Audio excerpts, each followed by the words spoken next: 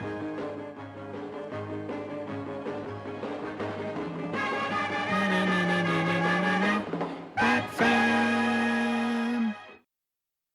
Oh my gosh.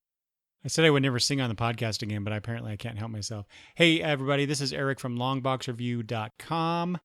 Welcome to the show. As you might guess, I'm going to be talking about some Batman books, or as I sort of said in that horrible sing-songy, if you want to call it that, BatFam. It's the BatFam episode.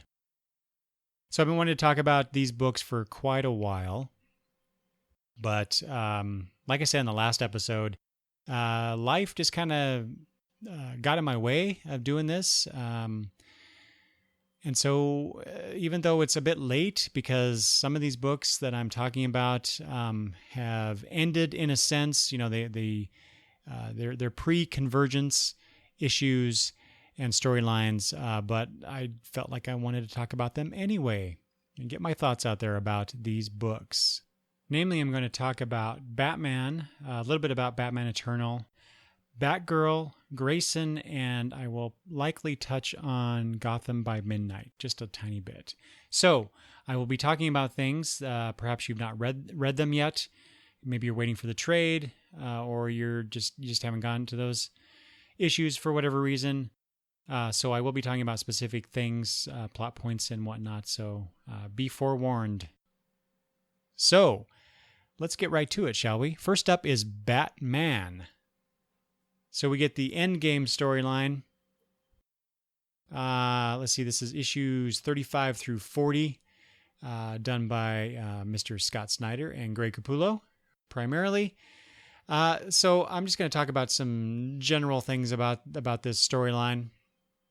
Let's see here. When I read issue 35, where Bruce gets jumped by a Jokerized JLA, and at the end of 35, you get Superman there, and then they have their fight in number 36, and you get to see I don't remember what he called it though, that big ass bat suit of his, that armored suit, taking on the JLA. That was pretty cool. I really like that. But then, as quickly as the JLA show up in Batman, they're quickly dispatched as well. But of course, all will be well with them because they have the Darkseid War to take care of next. It is funny though. I don't know that I remember. I perused these issues before I started recording, but I don't. Did they ever talk about how the entire JLA got Jokerized? It seems like the Joker just suddenly went up into a whole other supervillain class. I mean, he's pretty badass as it is, but taking on the JLA like that takes balls, and means that I didn't realize that the Joker had. But then again, it fits the story. Just some other things. The Joker being in issue 37, the Joker being in all those old photos. So there's a scene where Gordon is looking at all these old crime scene photos, and he keeps seeing this pale man lurking in the background of these old photos. And so, is that the Joker? It sure looks like the Joker. Is it the Joker? How could it be the Joker, right? So you have all these questions popping in your brain, or at least mine. And then also in issue 37, the Joker attacks Gordon. Gordon thinks that he's killed the Joker, but the Joker just gets up from that and like, how in the hell did he do that? And then gets on the phone and basically talks, because Gordon was talking to Batman at the time. Joker gets on the phone and calls Batman Bruce. That blew my mind. I mean, how long has the Joker been around? 75 years? And I mean, they've sort of addressed this whole thing about, how can the Joker have Batman in all these elaborate traps, unconscious sometimes, and not take a peek under the cowl? Why would he not do that? And the kind of pithy answer was, it doesn't matter who Batman is under the cowl. It's Batman that Joker wants to defeat or to play with, or whatever, depending on which version of the Joker that we're talking about, the Joker du jour, if you will. But still, having the Joker call him Bruce was pretty mind-blowing to me, even after all these years of reading comics and people finding out secret identities, even Batman's secret identity. It was just like, wow, the Joker knows. Holy crap. Issue 38, there's Batman goes to the Owls for help. He realizes that he needs their assistance.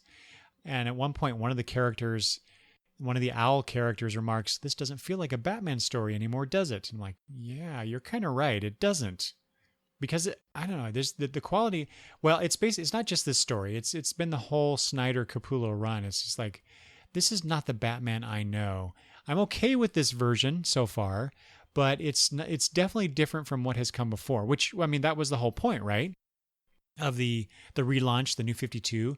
This is not your father's Batman, and that's definitely what they've done. Now, whether or not you agree with it or like it, that's a different story. Quite honestly, I'm still not sure about it. There are aspects of Snyder and Capullo's Batman.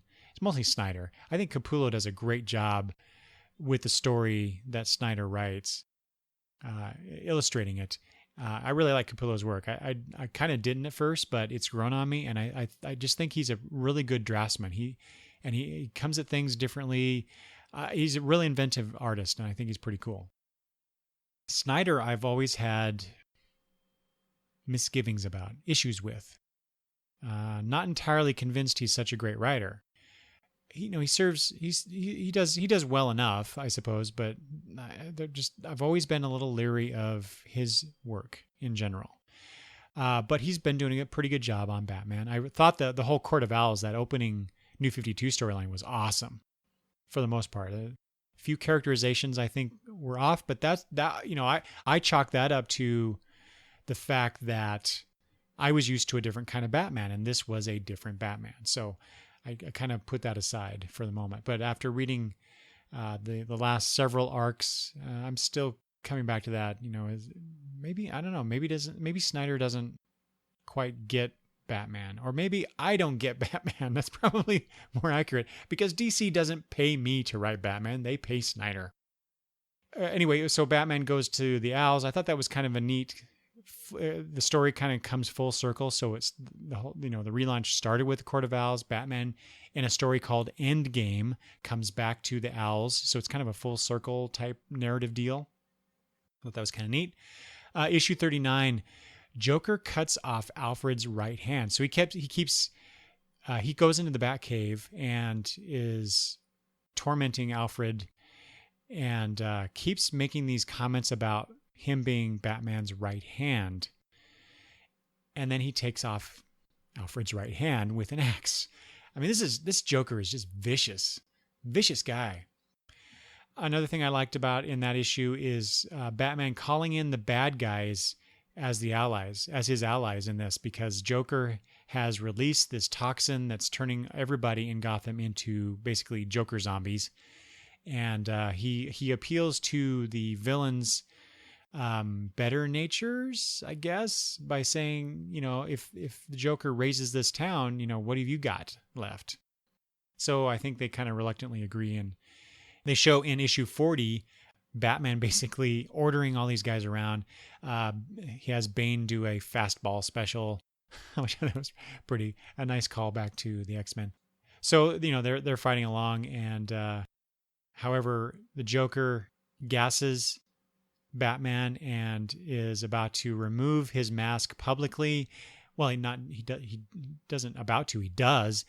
And it turns out, hey, it's not Bruce Wayne. It's Dick Grayson. Dick Grayson shows up in the story, which was a huge plus for me.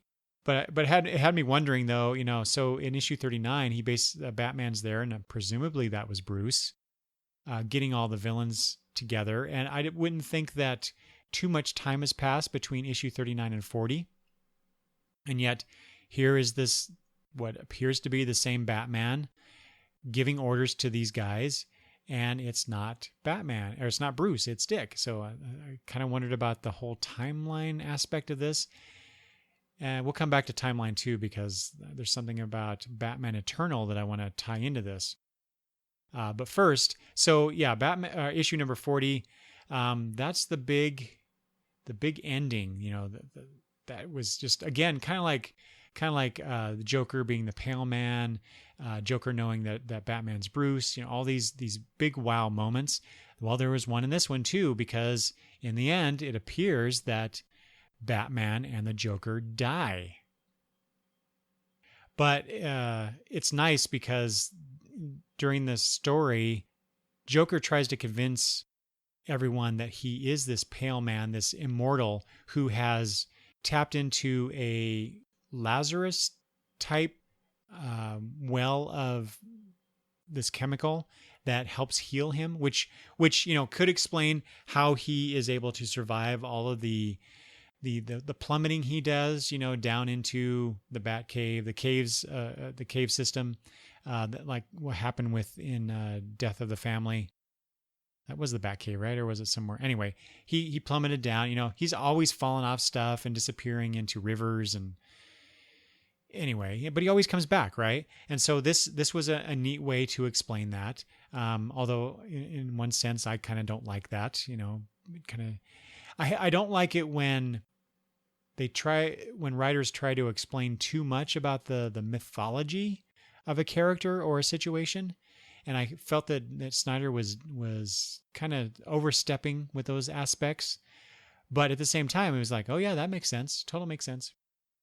Anyway, Batman is trying to get a sample of this pool because there's only one left. And in the end, Batman never bought that Joker was immortal. However, as they're both kind of dying in this cave, he sticks it to the Joker one last time and prevents the Joker from going into the pool and getting himself healed. But he's thanking him for convincing him of what Joker said was the truth, although it's not at all what he's doing. So I thought that was really cool that Batman, kind of sadistic in that sense, and trying to stick it to the Joker in this situation where they're both bleeding out or they're crippled, and there does not appear to be an escape. Both of them, Batman and the Joker, are they are the great escape artists. So wow. So is Batman and the Joker really dead? I can't imagine that they are. I mean, they're kind of flagship characters, not just for the line, but for DC. But it's just really interesting that they're doing this. They went this route. Before I go on with that, though, a few more things in issue 40. Near the end, we see a boy and this adult man in shadow. The man is walking with crutches. The boy has an R logo on his jacket, and at first I took that to mean that oh yeah, that's Bruce and that's Damian, although it didn't look quite right. Maybe it's a call to or a connection to the We Are Robins title that's coming out, or maybe it's just kind of some weird foreshadowing. I don't know. It was just an odd thing to throw in there. Maybe it's a red herring. Who knows? I liked how so at the very end there's this armor or harness actually that showed up at the very beginning of the story. I thought that was a nice callback. And then also the whole thing with Batman's note, his final note to everyone. And Alfred ends up spending significant page time talking about what this note means. And the note is just one word. It's ha, which seems uncharacteristic to me as to how Batman would be. I don't know. It's very weird. But then again, given what we are shown at the very last when he is sticking it to the Joker, I guess that makes sense. Definitely from a thematic standpoint, from a narrative standpoint, doing that makes a whole lot of sense and ties everything together in a way. Not to mention, there's a point in one of the issues where Batman is at Arkham Asylum, which is at this point in continuity not being used, and Wayne Manor, I guess, is being used as Arkham Asylum, I guess.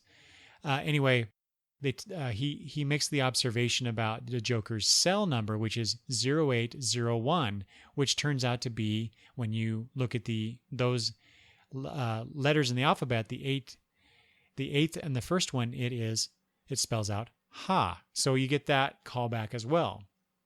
So I had read that Endgame was to be Snyder and Capullo's final arc on Batman. So that made total sense for them to go out in this big, huge splash. Well, apparently that's not going to be the case. Apparently Capullo is, this is based on a comicbook.com interview that I read. Capullo is good for, or good until issue 50. And so Snyder's sticking around as well. So other interesting things here in this Endgame arc. From the Court of Owls on, Snyder's Batman is not the Bat God that he was once portrayed as, which I like. While it's fun to read, the Batman has the answer to everything, and he can get out of any situation because he's smarter than everybody else in the room. I kind of like how this Batman is fallible and he's more human and he makes mistakes. Quite a few, actually, which that's the flip side of the coin here. While I like the fact that he's more human, I don't like the fact that he makes so many mistakes. And he, in many cases in the Batman stories nowadays, it comes down, or at least the ones that Snyder's involved in, I should say, it comes down to a lot to luck, how he gets out of certain situations, which, I want my Batman to be, less reliant on luck and I guess be more the Bat God that I profess that I don't particularly care for. So I don't know what I want. I'm a comic fan. I want everything. Let's see what else is interesting here. Also, Batman would rather go down fighting as a man, not a god, flaws and all. That goes back to the more human thing. So Batman could have taken this. I think it's called Dionysium. So in other words, he could take that and be healed himself. And so just like, the Lazarus Pit and other things where he's encountered these healing agents that would turn him into more than just being human, he's refused to do so. And Alfred pontificates about that quite a bit in that last scene before we find out what the note says. So he'd rather die as a man than be some sort of god in a sense. So while I'm at it, so let's talk about Batman Eternal. I was rather enjoying Batman Eternal. So when Batman Eternal came out, there was also New 52 Future's End, and I wasn't liking New 52 Future's End all that much, but I was digging Batman Eternal, and that is opposite to how I thought I would enjoy those two series. Batman Eternal, it was a year-long weekly story, so there were some parts that kind of drug on him, blah, blah, blah. It wasn't all that great, but other things were really cool, not the least of which is essentially Clue Master is the guy who beat Batman and almost killed him. So talk about the more human Batman, the Batman who makes mistakes, the non-Bat God, Clue Master. Clue Master took Batman out. And there's a scene in, I don't remember the issue now, but he's got Batman strapped up there and he carves out the bat symbol from his chest, unmasks him, all this stuff. They eventually get into a fight because Batman gets out of his bonds and he can barely stand. Basically, Clue Master has Batman at his mercy and is about to shoot him like the dog that he is. Take him out like his parents were taken out. And that's where the whole luck thing comes in because then Lincoln March shows up and kills Clue Master. Or apparently kills Clue. I assume he's dead. He had his throat slit, but it's comics. So again, just like in Endgame and Batman Eternal, Batman is not the Bat God, and that's really interesting. It's different from my experience with Batman for the last, several years, if not a couple of decades, really. So I mentioned something about the timeline. So there is a point in Endgame where Alfred is in the hospital. It's been 2 weeks since the events of the big climax of the story. Batman hasn't been heard from. There are all these orange bat lights hovering outside, and so Alfred's daughter is noticing these things, and Alfred doesn't want to look at him. It pains him to see that stuff. Well, in Batman Eternal, which I presume, see, this I'm really confused about the timeline. So there's a point in Batman Eternal after everything is resolved. Gordon shows Batman all of the bat signals in the night sky, and they are very similar to what is shown in the Endgame epilogue. But like I said, the timing doesn't seem to be right, because in Endgame, Batman is supposedly dead, but in Eternal, he's obviously not. So, am I just reading too much into it? Was this an editing mistake? I don't know. It just seemed too similar to be not to be the same thing, but the timeline doesn't work. And can I just say, last thing about Batman Eternal, the whole Red Hood crushing on Batgirl thing, ew, ugh, blah, gives me the heebie-jeebies. Let's see here. So coming out of this, I think everybody now knows that after Endgame, the next arc is there's a new Batman in town, and it's Jim Gordon, which I kind of guessed after reading. I had not heard of that specifically when I read the ending to Batman Eternal, but for some reason there's something in there. I forgot to look it up, but something in there that Gordon says. I don't remember who said it. I'm pretty sure it's Gordon, but something he says kind of clicked in my brain. It's like, oh, he's going to be the new Batman, because I knew there was a new Batman coming. I just didn't know who it was at that point, so I thought it was him. Anyway, so I'm interested to know how Gordon gets to become this new Batman, and where the armor came from, and why he's doing this, especially when there are other people who could and probably would take over for Batman. I mean, Christ, Dick was Batman in the New 52 continuity. In previous continuity, Jason and Tim both tried to take on the mantle of Batman. So why Gordon, and why not the others? So I kind of want to read that story, but I decided that I need a break. I need a Batman break. And so I decided to drop Batman for now. We'll see how it goes. I guess I'm just not interested in reading a Batman comic where it's not Batman who's playing Batman. I like Jim Gordon well enough. I don't know.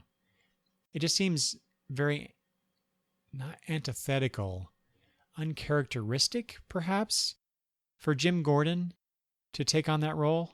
So I'm just again, I'm apprehensive. I'm leery. I'm wondering what the hell what he's going after, what he's trying to accomplish here. So anyway, I may come back to it at some point. If you guys tell me that the next arc of Batman, where Jim Gordon is Batman with the Arthur from Tick looking ears things on his armor, I may go back and get those back issues. So you just let me know. So speaking of Batgirl, that was an interesting take on the character. I have to admit, I wasn't all that keen on the new version of Batgirl, the Burnside Batgirl. Didn't seem like it was. I don't know. I actually liked the way that Batgirl looked. Her costume, the New 52 costume. I actually really liked that outfit. I didn't particularly care for all the angsty stuff that was going on. It seemed like that's stuff that Barbara should have worked through, perhaps, or maybe worked through, I don't know, sooner. I don't know. I'm complaining is all I'm doing about things I don't like about the New 52 run of Batgirl.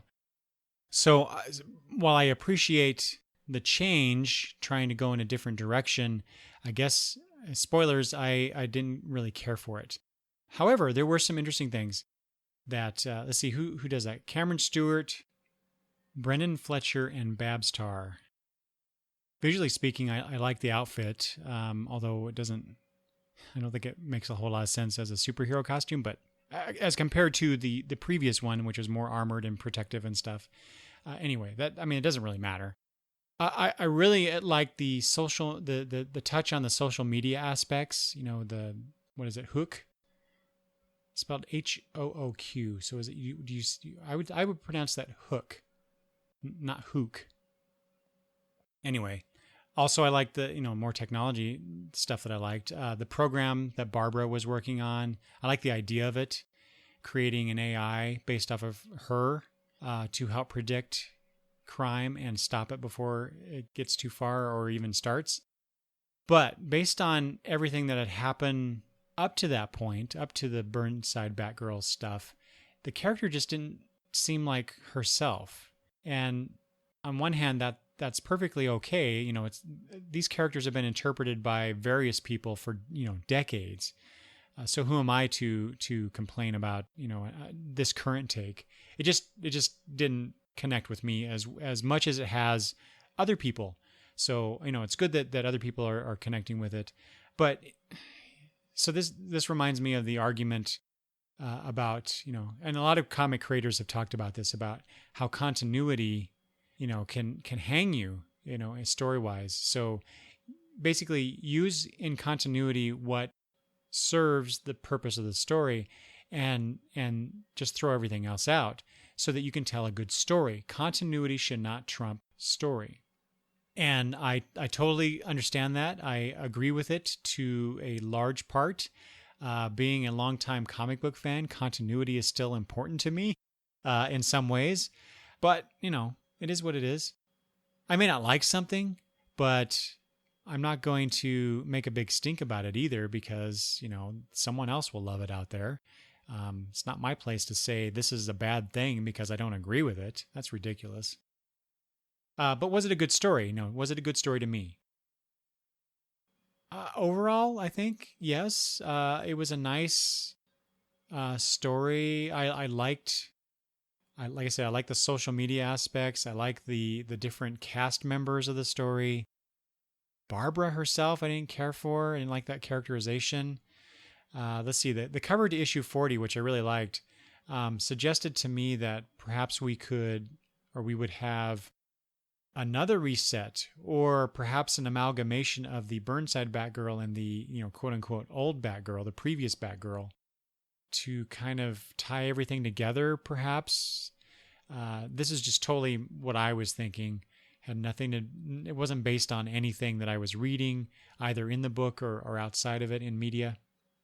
I think it was more of my hope, because I wanted to like Batgirl more than I did. I thought I should have been liking Batgirl more than I did. It just wasn't working for me.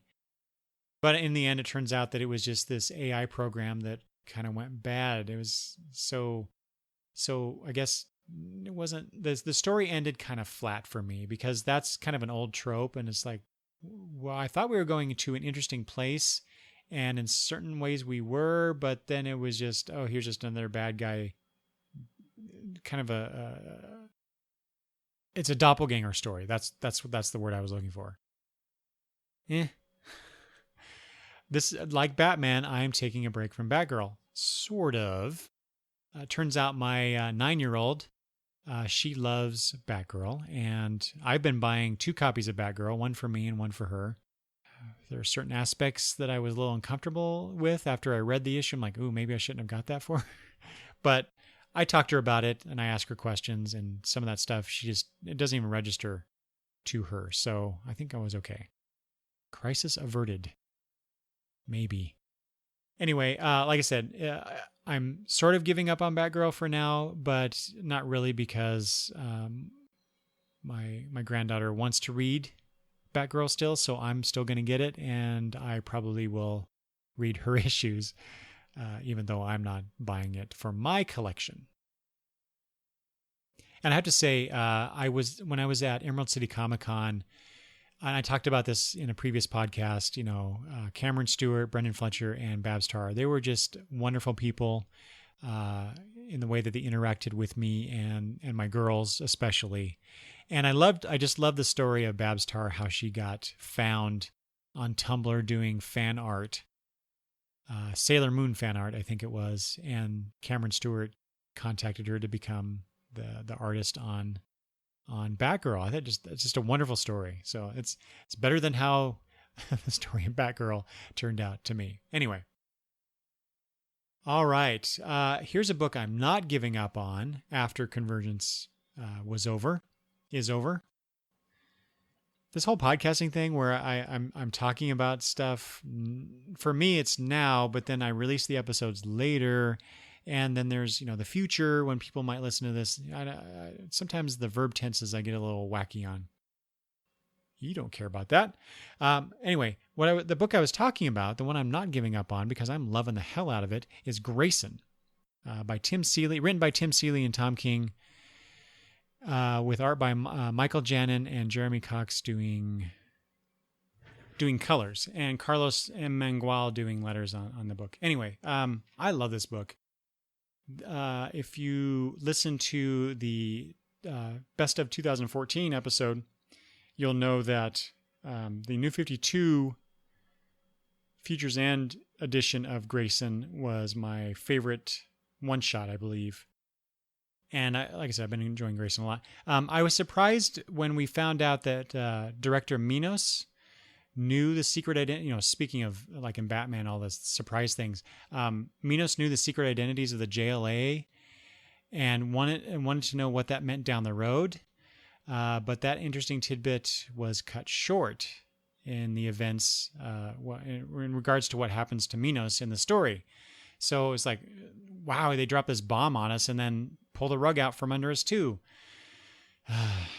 So I guess that's a complaint. I love the way that we're shown Dick Grayson through his interactions with everybody else. His interactions with and responses, the responses from other people regarding him. Primarily Helena Bertinelli, which, by the way, is, I think, the best reimagining of an existing character since the New 52 launched. I love this Helena Bertinelli. She is awesome. And better than, I think, her predecessor. Let the war begin. There was an issue where Dick Grayson was being chased by the girls at at Spiral, and they get in trouble for it.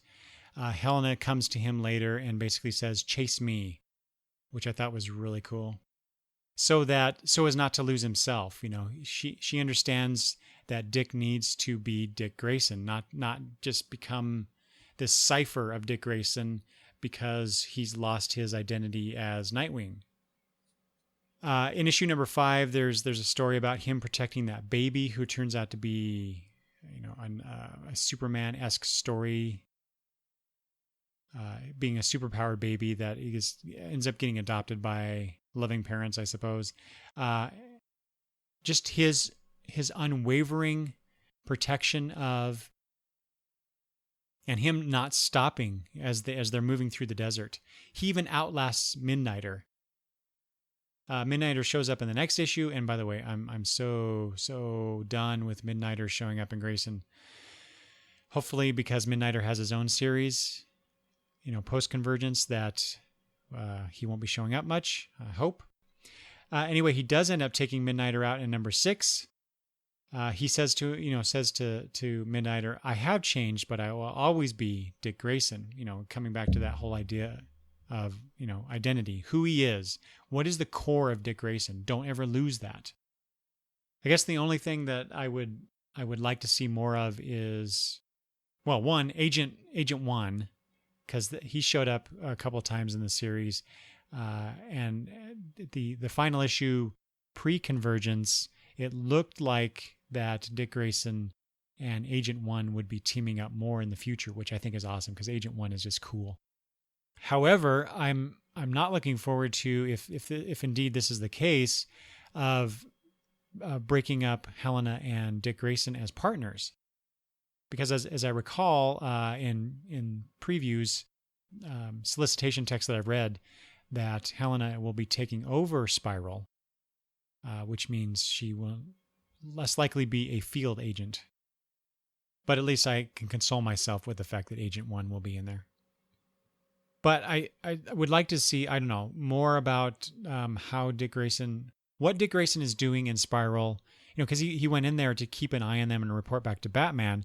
But now that Batman is supposedly dead, perhaps, what is he doing? Why is he doing this now? What's the goal now? Et cetera, et cetera.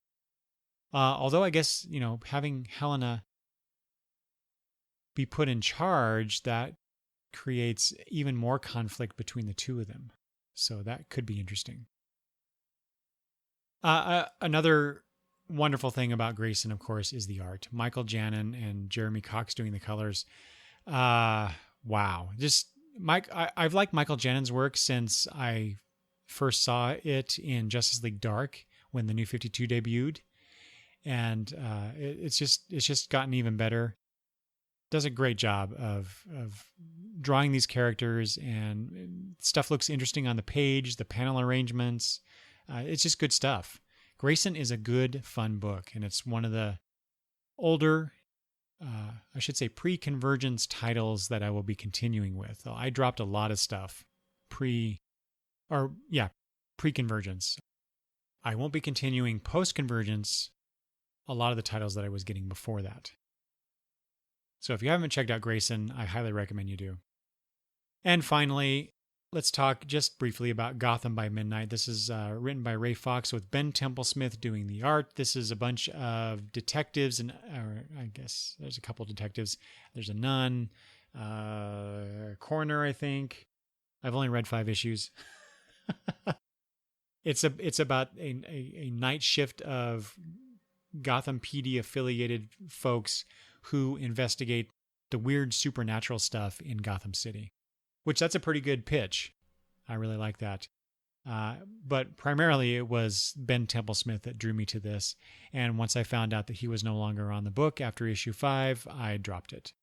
But I have to say the story itself up through issue 5 was, okay. They were investigating a bunch of supernatural related deaths. And there was a big bad towards the end of the arc that they had to figure out how to defeat. Batman even shows up in the end, which he comes across as really out of place in this book, even though it's set in Gotham.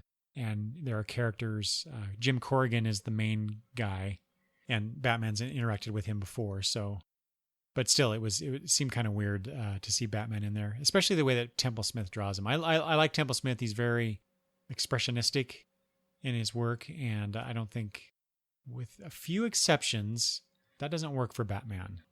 I think the most successful, and I may not be using this term correctly. I'm not an art major, but I use the term expressionistic.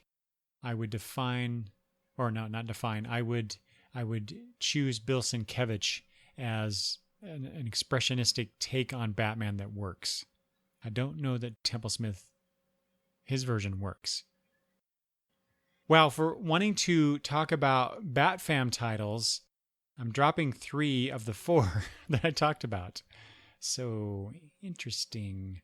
I also, another title I dropped was Batman Superman. I haven't been liking that for quite a while, but I kept with it through the story arc that ended right before Convergence started, and I won't be going back to that. So what do you think about the Bat Family titles pre-Convergence? Did you like them? What's your take on the whole Joker aspects in Endgame? And what did you think of the end of Batman Eternal? Which, come to think of it, is contradictory to how Batman ended. So apparently, anyway, is Batman eternal? That's a very good question. The answer is, of course, yes, he is. Just right now, that's in question. So anyway, what do you think of these books? Do you think I'm crazy for dropping them? How are you liking Grayson? Because I love it. Like I said many times, it's a great book. You should pick it up. Anyway, you can always let me know these things by emailing me at longboxreview@gmail.com. You can leave comments at the blog at longboxreview.com. But I would love to hear from you. So, get a hold of me. Let's talk comics. All right, everybody. I am done. Thanks for listening. Bye-bye.